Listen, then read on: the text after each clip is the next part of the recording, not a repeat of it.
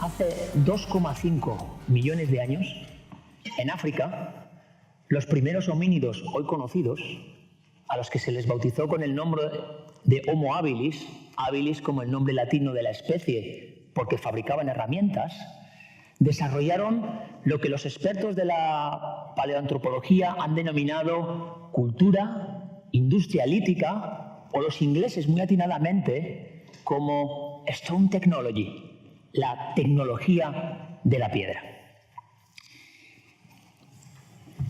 Ello implicó una serie de innovaciones y de evoluciones. Pero, ¿qué hizo este Homo habilis? ¿En qué consistieron estas primitivas tecnologías y cómo evolucionaron? Los homínidos comprendieron, en un momento dado de su evolución, que golpeando una piedra contra otra, 2, 3, a veces 4 veces de manera intencionada, se producía un corte, un pequeño filo, lo que llamamos un canto tallado, que permitía y abría un horizonte de posibilidades instrumentales desconocido hasta entonces. Permítanme el símil en este contexto de que esto sería como el primer teléfono móvil en la prehistoria.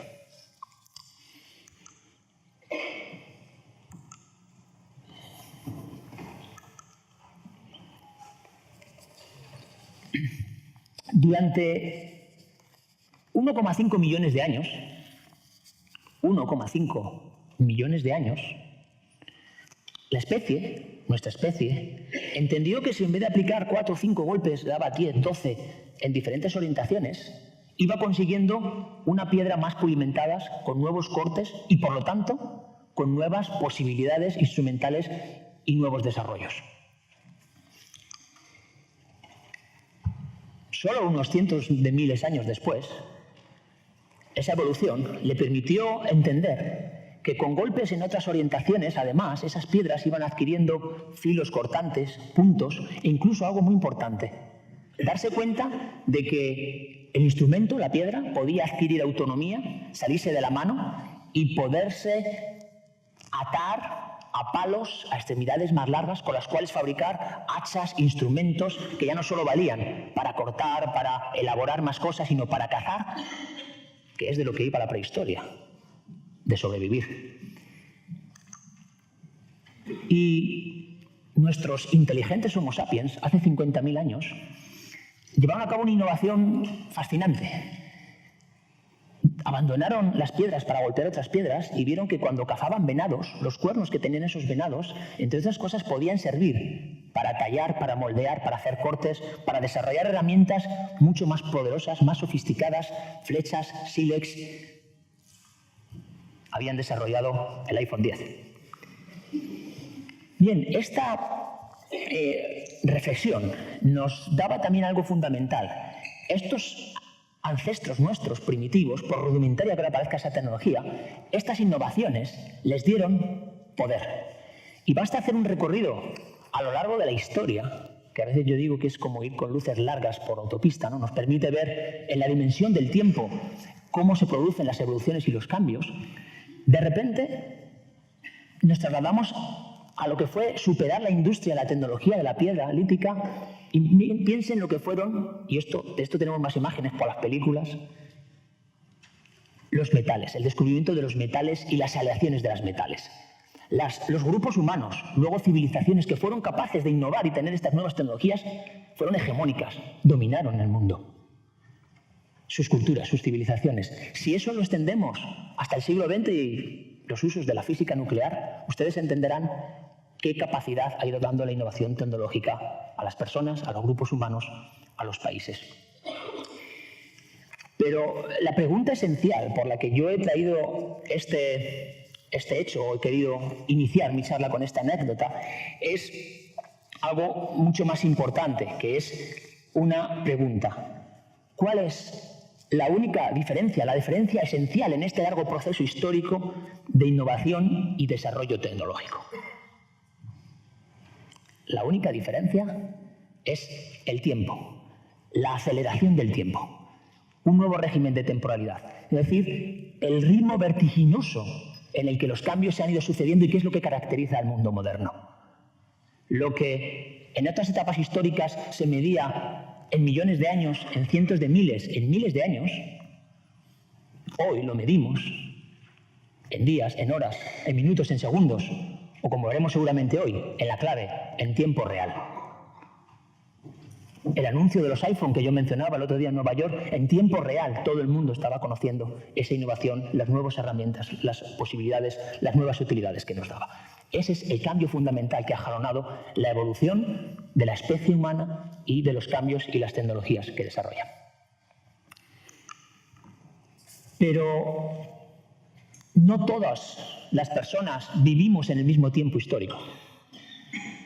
Si echamos la mirada simplemente a una escuela como la que ven en esta imagen, una escuela en India actual, nos damos cuenta de que hay una segunda brecha, la brecha espacial, la brecha geográfica, porque mientras seguramente hoy en una escuela en Occidente, en España, en Tenerife, están pensando en cuál es la última pantalla digital que podemos incorporar al aula, si cada niño puede tener una tablet, si podemos iniciar programas de bilingüismo desde infantil, o si somos capaces de desarrollar la creatividad de nuestros alumnos y potenciar su inteligencia emocional.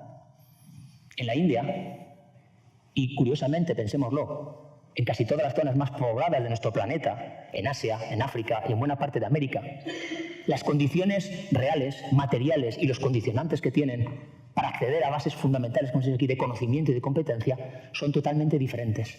Es como si el reloj de la historia se hubiera detenido o lo hubiéramos echado unos minutos, unas horas, unos años hacia atrás. Bien, mi presentación, de todas maneras, tiene que ver no con estas brechas en el tiempo y en el espacio, que son dos coordenadas que nos deben enmarcar el pensamiento y la reflexión sobre la educación y la empresa, sino más bien con la brecha educativa. ¿Qué quiero decir con esta metáfora? Porque obviamente esto es una metáfora, no hay ninguna brecha educativa, pero la utilizo como una categoría de análisis. ¿Qué quiero decir o a qué me refiero con esta categoría analítica? Pues a que nuestro conocimiento sobre la educación ha evolucionado de una manera también espectacular en los últimos 100 años. Se han producido lo que yo denomino dos grandes revoluciones educativas. La primera fue entre finales del siglo XIX y los primeros años del siglo XX en el contexto de la configuración de las ciencias sociales, cuando nacen, entre otras disciplinas, la propia pedagogía, la psicología, con figuras hoy más o menos conocidas, el psicólogo y educador norteamericano John Dewey, o más conocido para nosotros en Europa, María Montessori, sobre todo porque sus aplicaciones al modelo educativo todavía se desarrollan con éxito en todo el mundo. Y la segunda gran revolución educativa, que es fundamental y que se produjo entre los años 90 del siglo XX, es decir, ayer mismo, y los primeros años de este siglo XXI. Esa revolución ha venido de la mano de la neurociencia, de la psicología cognitiva y la psicología evolutiva, de las ciencias del comportamiento, de la psicopedagogía, de la teoría educativa. Pero, ¿por qué se produce una brecha? La brecha se produce porque todo ese conocimiento científicamente testado que está ahí a nuestro alcance de la mano no se está aplicando y no es una realidad hoy generalizada en los sistemas educativos del mundo, tampoco en España. Y eso produce un desfase, una brecha entre lo que conocemos y lo que somos capaces de hacer y no lo tenemos. ¿Verdad que en su filosofía de empresarios nadie se imaginaría, mira, de un ser humano racional, como se ha dicho aquí al principio, que se trata de mejorar, que teniendo mejores opciones, estemos optando por opciones, yo no las voy a llamar peores, pero digamos, no tan buenas? Tiene algo de irracional. Y eso produce un desfase, una brecha, que es fundamental cerrar o superar de alguna manera. Y eso es precisamente lo que se propone mi presentación, mi reflexión de hoy. Bien, lo importante también de esta brecha educativa es que no se constriña la educación. La brecha educativa genera otra brecha que tiene consecuencias globales también para la empresa. Genera una brecha que es la que se produce entre toda la cadena del sistema educativo, la escuela, primaria, secundaria y la universidad y la empresa. que es realmente la brecha que se produce entre sus sistemas educativos por ser rígidos y lentos en sus respuestas a ese mundo cambiante y a esa demanda de su entorno, una brecha no solo entre la educación en toda la cadena y la empresa, sino entre la educación y la sociedad, entre la educación y el mundo real en el que tenemos que vivir en el siglo XXI. Seguramente todos los que están aquí han escuchado, han visto en algún momento una TED Talk, ¿verdad? Esa manera tan fantástica de diseminar conocimiento vía vídeo que irrumpió en 2006 en YouTube y que tiene un éxito tremendo, donde nos dan píldoras de conocimiento de casi todos los temas que queramos pensar de una manera sintética, concisa, rigurosa y generalmente atractiva. Pero si les pregunto, ¿cuál creen que es la TED Talk que más veces se ha visionado en la historia desde que aparecieron en 2006 en California? No sé cuántos lo sabrían, pero la pronunció un señor que se llama Sir Ken Robinson, que tiene un merecido título de Sir en Inglaterra, aunque ahora está afincado en California, porque la reina premió su tesis doctoral en la cual planteaba cómo, desde el mundo del teatro que él conoce y de las performances y de las arts, la educación necesitaba incorporar las artes y la creatividad desde la escuela, desde los primeros años. Sir Ken Robinson habla en esta TED Talk sobre educación. Y eso también nos debe llevar a pensar. ¿Por qué una charla sobre educación contaba esta mañana, al ritmo que va, con 55 millones de visionados en todo el mundo? 55 millones. Porque la educación nos concierne a todos. No es un tema sectorial. La educación afecta a la empresa. La educación afecta a los padres, a los hijos, a las familias. Todos pasamos en algún momento de la vida por el sistema educativo. Pero afecta también a las instituciones, a los políticos, a todo el mundo. Esa globalidad del tema ayuda a entender que con las TED tan interesantes que hay sobre preocupaciones cotidianas hoy día, de todos los aspectos que nos queramos imaginar, de la empresa, de la vida, de cualquier disciplina, de la ciencia, sigue siendo una TED sobre educación. Pero lo que es curioso, lo que llama la atención no es que sea sobre educación, sino el contenido de esta charla de Sir Ken Robinson. Porque el contenido es una denuncia brutal, frontal, a la práctica educativa en todo el mundo. Su título, Do Schools Kill Creativity? Si las escuelas están matando la creatividad, es no solo provocativo, sino que es una denuncia de cómo, según Sir Ken Robinson, en la escuela se va poco a poco minando la capacidad, el enorme potencial creativo, de creatividad que tienen todos los niños. Yo diría que más que la mata, lo que sí hace realmente es irla anestesiando. Es la misma visión que de alguna manera nos presenta un conocido pedagogo italiano, Tonucci, en esta caricatura. Pensemos un poco en por qué Tonucci ve así el proceso de aprendizaje en las escuelas estándar del mundo occidental. A un niño desde los 6 años empiezan a decirle algo así, esto se hace así, siempre debes hacerlo así. Y cuando llega a 11 años y se le plantea que elija, la confusión, el choque mental en su cerebro, no lo podemos imaginar, es espectacular. Y entonces, ¿qué es eso? ¿Qué es elegir? ¿Qué es tomar una decisión? ¿Qué es tener que ser creativo? ¿Qué es ser original? La visión de Tonucci es que los sistemas diseñados en el mundo occidental son estandarizados, con unas pautas absolutamente universalizadas, que son incapaces de sacar lo mejor y las capacidades personales de cada individuo, pero sobre todo que al estandarizarlas cortan la creatividad. En algunas de las caricaturas de Tonucci, la escuela parece como una jaula, como una caja. Y si hay una caja que nos constriñe con unas normas establecidas, universales, yo me pregunto, ¿cómo pensar fuera de la caja? Eso que hoy pensamos que es tan importante. ¿Cómo alguien va a think out of the box cuando vive y se le educa dentro de una caja? Es solo una pregunta, pero creo que nos da algunas claves interpretativas para saber qué está pasando y de qué manera podemos repensar el tema de la educación. Obviamente, nadie sabemos cómo va a ser el futuro. No tenemos una bola de cristal, pero todos sabemos, y los que están aquí mejor que yo, que las profesiones que hoy, muchas de las que se va a hablar, ¿no? Y muchos servicios que se prestan desde las empresas hoy, no existían hace 10 años, eran inimaginables, y que las que va a haber dentro de 10 años tampoco las podemos pensar hoy. Pero sí tenemos algunas indicaciones que nos pueden dar pautas de cómo irá el futuro. Aquí está IBM, que yo conocí hace unos años, un proyecto de lo que es Smart Planet 2050. Cómo las empresas necesitáis adelantaros al futuro y decir cómo puede ser el mundo para ir dando los desarrollos, los servicios que puede demandar las sociedades de 2050. Porque las empresas, ante todo, son futurocéntricas. Por eso no se puede vivir ni en el pasado ni en un presente. La orientación está en el futuro. Y como digo, sí tenemos algunas indicaciones.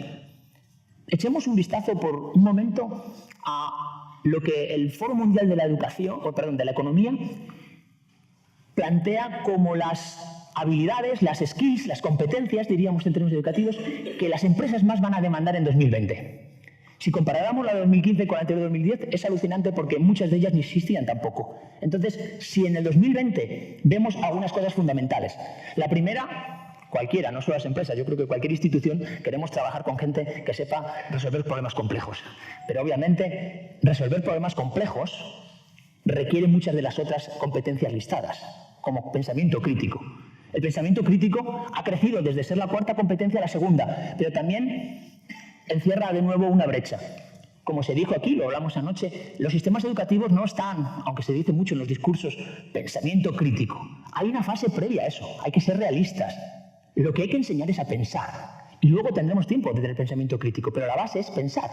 Y por duro que parezca, se ha perdido en los sistemas occidentales, en los sistemas educativos, el aprendizaje de pensar. Tanto que el proyecto educativo más innovador y más potente del siglo XXI, vinculado a esa revolución científica que yo comenté, de un psicólogo y educador norteamericano, Howard Gardner, que desarrolló, lo que posiblemente le suene, la teoría de los mind frames, las inteligencias múltiples, que cada niño tiene, cada persona tenemos inteligencias múltiples, no solo las cognitivas, y que hay que desarrollarlas. Esa teoría que está revolucionando los sistemas educativos, el proyecto que se llama Harvard Zero, en ese proyecto en Harvard están ahora concentrándose en learning to think. Parece básico, esencial, hay que enseñar de nuevo a pensar, es fundamental. Sin esa competencia de base, todo lo demás es muy difícil. Y quiero llamar la atención sobre otras dos competencias que han escalado en este gráfico espectacularmente por muchas razones. La primera, creatividad. La creatividad ha pasado de ser la décima a ser la segunda competencia que las empresas vais a demandar, que a las personas les va a requerir tener. Entonces, volvamos a la reflexión antecedente. ¿Cómo el sistema educativo rompe esa brecha y en vez de anestesiar? Porque si es una competencia que un niño no tiene, bueno, es una laguna, habrá que pensar cómo tarda. Pero lo triste es, lo dramático, que si esa competencia se tiene naturalmente en edades tempranas, ¿por qué la anestesiamos? ¿Por qué la ralentizamos? ¿Por qué en vez de eso no le damos la vuelta y desarrollamos todo su potencial para que las empresas tengan efectivamente en 2020 gente realmente creativa? Creativa en el sentido que Sir Ken Robinson en ese vídeo define la creatividad. La capacidad para desarrollar ideas originales que tengan valor. Es decir, aquí hablamos de innovación, estamos en un foro de innovación, pero yo ayer comentaba en ese pequeño vídeo, no puede haber innovación sin creatividad. Hablemos siempre primero de lo básico, pongamos los fundamentos. ¿Cómo se va a ser innovador? ¿Cómo se va a hacer algo nuevo? ¿Cómo se va a mejorar si no se es creativo? Si seguimos haciendo pautas repetitivas. Como hemos visto, la evolución de la humanidad se ha caracterizado por innovar y hacer a los ritmos que cada momento histórico ha marcado. Pero el Homo habilis que estaba golpeando a una piedra en la foto que vieron al principio, hace 2,5 millones de años, en el Rift Valley, en Tanzania, no podía ni imaginarse, ni el mejor de sus sueños, que en los años 60, estos días que se pone de nuevo de moda, el hombre iba a subir a la luna. Necesitamos creatividad. Y fundamentalmente la tercera cuestión, volveré sobre ella, inteligencia emocional. Eso de lo que tanta gente habla ahora. Ayer leía en el periódico, salía en El País, me pasaba un colega y asesor aquí un artículo para darse cuenta que la gente no sabe, cuando se intenta divulgar qué es la inteligencia emocional, no se sabe muy bien qué es la inteligencia emocional. Pero en todo este listado yo echo en falta una competencia básica, esencial, que es aprender a aprender. La habilidad de aprender. Parece un juego de palabras, ¿verdad? Parece que no tiene sentido. Decimos, hay que enseñar a aprender. No, es fundamental, porque piensen que si hemos dicho que el futuro es incierto, que el mundo se cambia rápido y que las empresas no saben lo que van a tener delante dentro de 5 años, no podemos ni siquiera desde el sistema educativo, con una reforma integral, sacar o producir gente, dotarles de competencias que puedan dar respuestas a algo que no sabemos. Pero sí podemos formar gente, personas seres humanos con una capacidad, educar su capacidad de aprender, que sabrán adaptarse rápidamente a cualquier entorno, que sabrán aprender nuevas cosas y que sabrán formarse con la rapidez necesaria para dar respuesta a esos retos del futuro. Es muy curiosa una de las frases de un hombre tan inspirador, de ya casi 100 años, que igual conocen algunos de ustedes, Charlie Munger, uno de los multimillonarios norteamericanos vinculado al grupo de Warren Buffett, que decía en uno de sus múltiples escritos que la gente que ha visto tener mayor éxito en el mundo de la empresa, de las inversiones, actualmente, nunca o no siempre eran los que tenían más talento. Dice, pero siempre, y cito literal, la traducción dice, eran máquinas de aprender. Es decir, es la gente que se ha enfrentado con capacidad de aprender permanentemente. Claro, recuerden que se acuñan muchas veces en el mundo de la educación frases banales como el aprendizaje a lo largo de la vida. Claro, todos sabemos que es aprendizaje a lo largo de la vida. El problema de nuevo viene en qué se concreta en esos cursos para adultos que se dan paquetizados que francamente no sirven para nada. Eso no es el aprendizaje de la vida. El aprendizaje de la vida es educar y formar desde el principio la capacidad permanente para seguir aprendiendo porque es necesario y va a ser necesario en un mundo caracterizado por esos cambios ser capaz de cambiar y de seguir aprendiendo. En ese cuadro tampoco había dos competencias de las que quería centrarme brevemente, porque son importantes en los sistemas educativos actuales. La primera, no sé si les ha chocado, y seguramente que cuando han buscado en las empresas o en sus servicios de personal recruitment, es la competencia en lenguas modernas. No están las lenguas modernas. ¿Por qué no está el inglés? Que parece que es una competencia en la que justamente los sistemas educativos en España se han un poco obsesionado en los últimos años, tienen una especie de mania por el bilingüismo y por aprender inglés. ¿Por qué no está el inglés? Bueno, básicamente porque yo creo que hoy día ya se entiende, sobre todo en 2020, que el inglés, diríamos, como en los equipamientos de los coches, viene de serie. Es decir, ya no es una destreza con valor añadido, es algo que se presupone. La gente debe salir formada en el siglo XXI con una competencia en una lengua moderna, en el multilingüismo, con todos los beneficios que ello tiene. Pero déjenme hacer aquí una pequeña pausa para ver un vídeo que reflexiona sobre las manias y sobre los idiomas. Let's talk about manias. Let's start with Beatlemania. Hysterical teenagers, crying, screaming, pandemonium. Sports mania, deafening crowds, all for one idea: get the ball in the net. Okay, religious mania. There's rapture, there's weeping, there's visions. Manias can be good, manias can be alarming, or manias can be deadly. The world has a new mania, a mania for learning English. Listen as Chinese students practice their English by screaming it. Change my life. I want to change my life. I don't want to let my parents down. I don't want to let my parents down. I don't ever want to let my country down. I don't ever want to let my country down. Most importantly, I don't want to let myself down. The intensity to learn English is almost unimaginable unless you witness it. Justamente hemos visto cómo esa mania por aprender inglés es no solo una necesidad que se siente para no defraudarse personalmente, es decir, los jóvenes son conscientes que en un mundo global el inglés, la comunicación de la lengua franca en el mundo de la ciencia, los negocios, da oportunidades, da futuro. Es lo mismo que hacemos, por ejemplo, con el español en Reino Unido.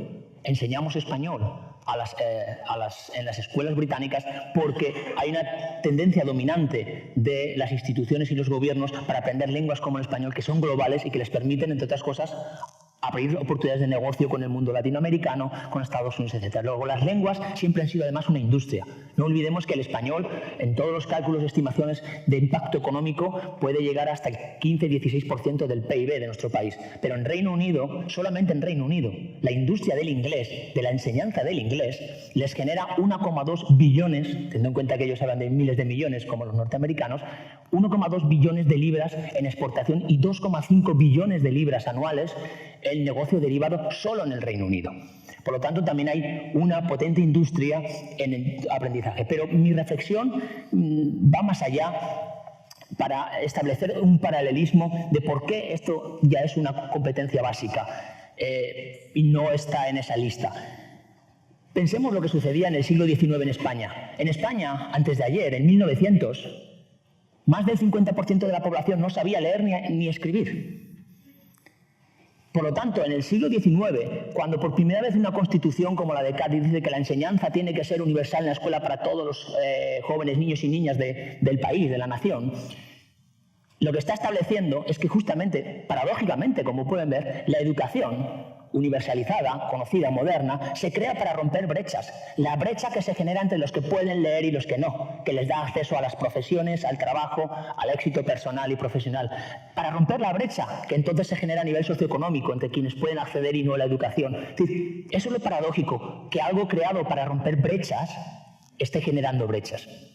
Pero la brecha que había entre leer y escribir ya es básica porque todo el mundo tiene lectoescritura y por eso las exigencias del siglo XXI es que también tenga la competencia en inglés.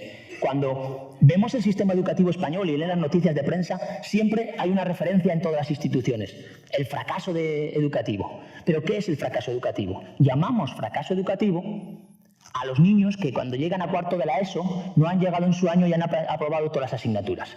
Pero si lo han hecho, eso es éxito educativo. Es decir, oficialmente el 80 y tantos % de los alumnos del sistema educativo español tienen éxito educativo. Pero yo me pregunto, en 2020, cuando todos los informes internacionales dicen que no tienen una competencia mínima en inglés para desenvolverse, ¿eso se le puede llamar éxito educativo?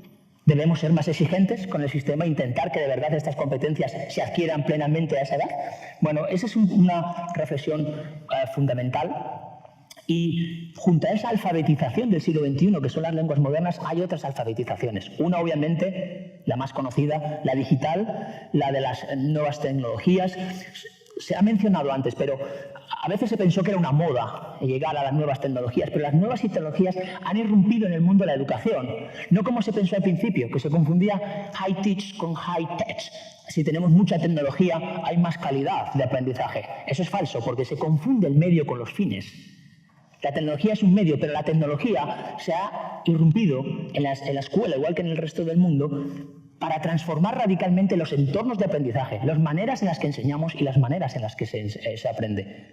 El mejor ejemplo que todos conocerán es el de Salman Khan, ese joven del MIT que cuando desde Boston tuvo que enseñar esa asignatura hueso de todos los sistemas educativos del mundo, del currículum, que son las matemáticas, a su prima y a sus sobrinos, usó un rudimento de vídeo para a distancia ayudarles con esas tareas a la familia.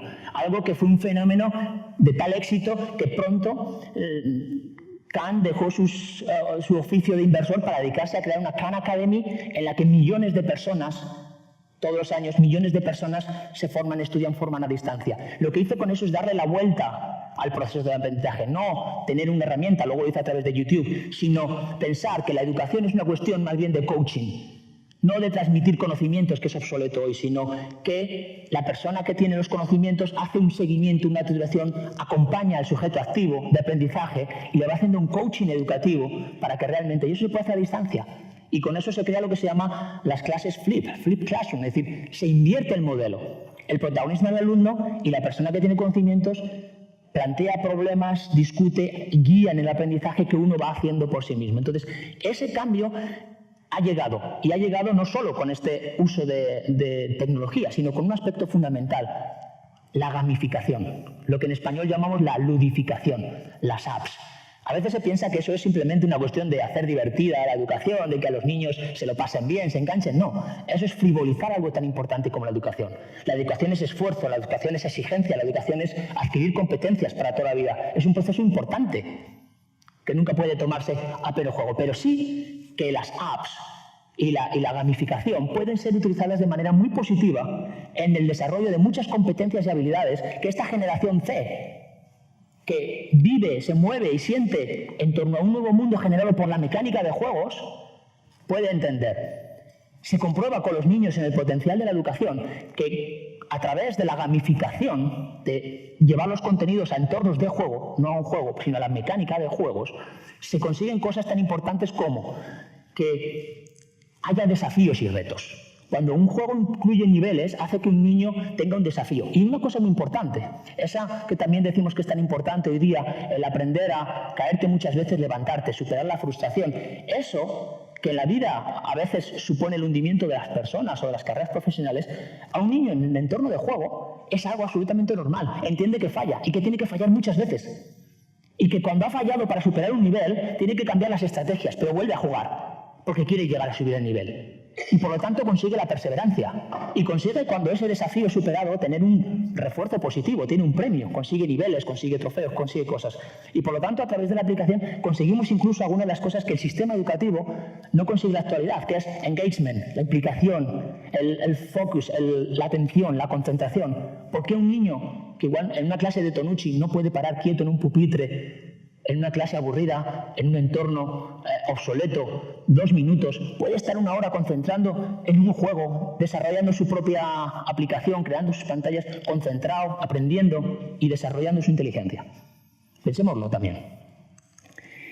Pero con todo, la última competencia en la que me quería centrar y me parece clave es la inteligencia emocional. La inteligencia emocional, voy a resumirlo muy brevemente, todos la conocemos por aquel libro del 95, el clásico de Daniel Goleman sobre la inteligencia emocional, pero la inteligencia emocional es otra cosa que el éxito de Daniel Goleman. La descubrieron o la crearon realmente como tal teoría los psicólogos de la Universidad de Berkeley en los años 60, la denominada psicología transaccional, y realmente nunca la llamaron inteligencia emocional.